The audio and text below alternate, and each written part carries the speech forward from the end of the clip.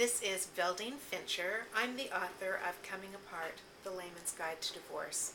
One of the questions that's frequently asked about divorce is, who will decide the various issues of my divorce? When the parties to a divorce feel like they have resolved as many of the issues between the two of them that they can, or between themselves and their attorneys, then they request a final hearing in front of the judge. There are two ways that these final issues are resolved. First of all, a bench trial. And a bench trial is where the attorneys present their evidence and any arguments simply to the judge, and the judge makes the final determination on those unresolved issues. The other option is a jury trial. A jury trial can be requested at any time so that the attorneys plead their client cases to a jury of their peers. Typically, this is asked for at the time of the original complaint, but the request for a jury trial can be dismissed at any time.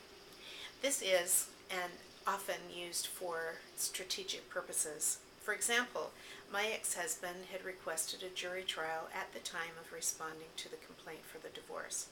After more than a dozen times in court for one reason or another, including many delay tactics, we were finally on the jury trial calendar. It had only taken 3.5 years.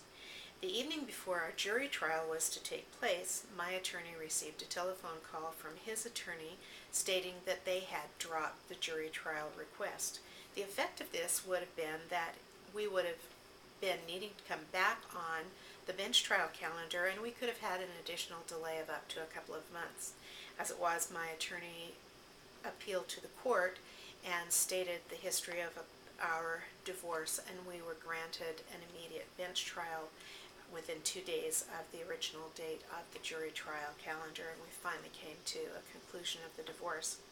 In a jury trial, the jury hears all of the issues of the case that there are still decisions to be made.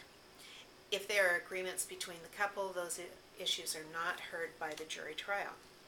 After all of the testimony, the judge will instruct the jury as to which laws are applicable in this particular case and the laws that the jury needs to consider when considering all of the issues.